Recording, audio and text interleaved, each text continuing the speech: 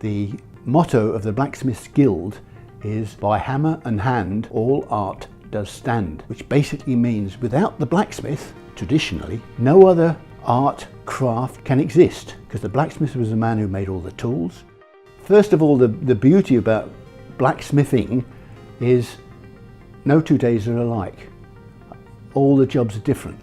The easy answer for a blacksmith is a person who changes the shape of metal. The other thing is, why am I called a blacksmith?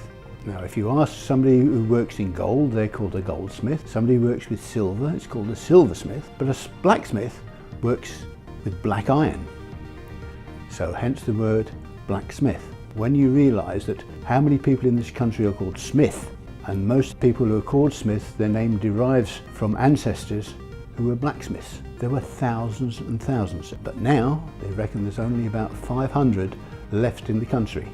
I have a lot of comments on a very regular basis as to the job role and who should be doing the job, and then to turn around the corner and see a lady doing it, a lot of people are quite surprised. But I think they only have to be in our company for a short time, watch what we do, see what we're making, and really understand what it is that we do here. I think it's a lot of misconception that we're not all burly men making swords and axes, and there is another side to being a blacksmith. A lot of the stuff that we make is functional first and foremost, and then from that we try and make it a little bit more attractive, more interesting, more bespoke. Everything that we make has a purpose. There is a lot of traditional aspect that you have to incorporate. Certain items that I will make that you couldn't have done 100 and 200 years ago, because I'm using modern tools to do that.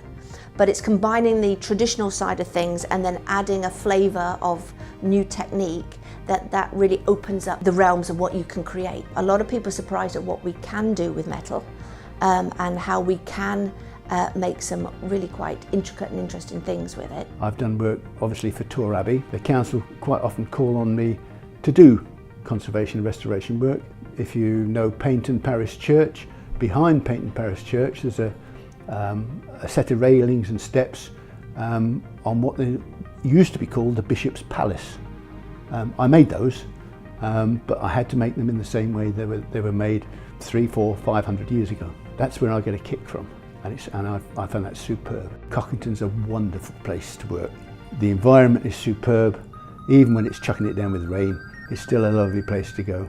I mean, Torquay is such a rich source of influence, whether it's sea, countryside.